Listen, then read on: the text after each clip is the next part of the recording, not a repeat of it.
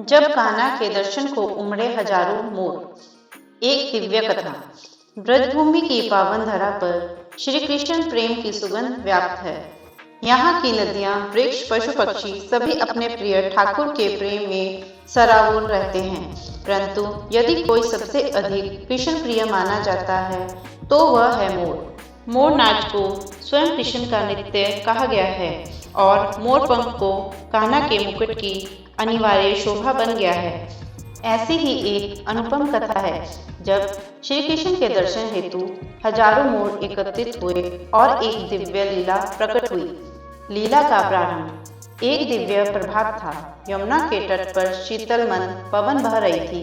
वृंदावन की लताएं और वृक्ष मन मन हिल रहे थे, जैसे कोई स्वर्गिक संगीत सुनकर झूम रहे हो। गोकुल और नंदगांव के हरे भरे गांव में गैया स्वच्छंद चल रही थी और उनके साथ श्री कृष्ण व बलराम अपने सखाओं संग क्रीड़ा कर रहे थे। चारों ओर हरियाली फैली हुई थी।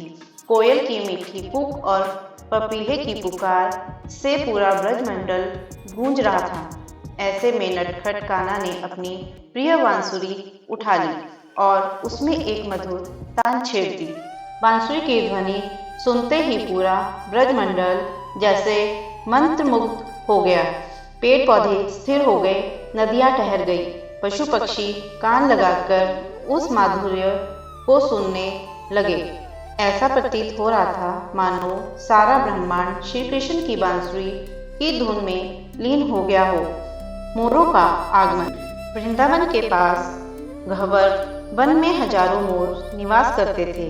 जैसे ही उनके कानों में बांसुरी की तान पड़ी, उनके हृदय में प्रेम भर गया। मोरों के राजा ने उत्साहपूर्वक कहा, सखा, यह तो हमारे प्रिय कान्हा की बांसुरी की ध्वनि है। आओ हम सब उनके दर्शन को चले। देखते ही देखते हजारों मोर अपने पंख फैलाकर नृत्य करते हुए श्री कृष्ण की ओर बढ़ने लगे। आकाश में उड़ते, वृक्षों से उतरते और हर्षित होकर श्री कृष्ण के चरणों में आ पहुंचे। सभी मोर उनके चरणों में मस्तक झुकाकर भक्ति अर्पित करने लगे। कान्हा और मोरों का नृत्य। श्री कृष्ण अपने प्रिय मोरों को प्रेम पूर्वक निहारते हुए मन मन मुस्कुराए। उन्होंने अपनी बांसुरी को विराम दिया और स्वयं भी मोरों के साथ नृत्य करने लगे।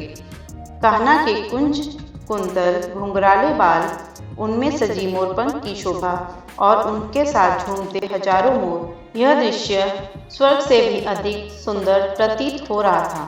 स्वयं प्रकृति भी इस अनुपम दृश्य के आगे नतमस्तक हो गई और समस्त ब्रजमंडल मंगल ध्वनियों से गुंजायमान हो उठा।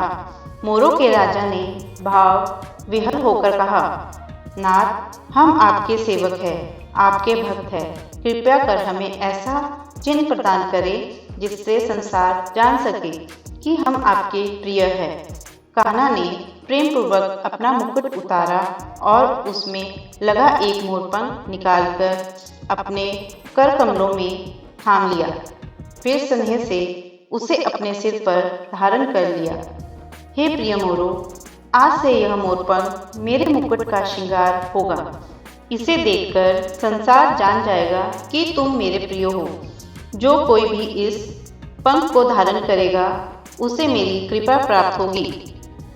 मोरों ने आनंद से झूमते हुए कान्हा की स्तुति की और वृंदावन के चारों ओर नृत्य करने लगे।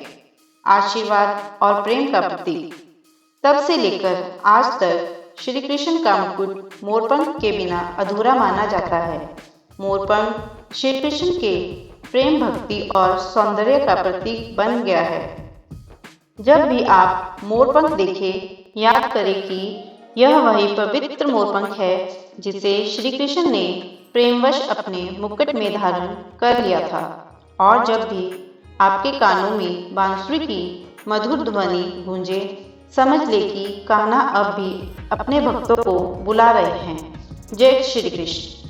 अगर आपको यह कथा पसंद आई हो तो हमारे YouTube चैनल को सब्सक्राइब करें, वीडियो को लाइक करें और अपने मित्रों तक पहुंचाएं। जय श्री कृष्ण। हरि बोल।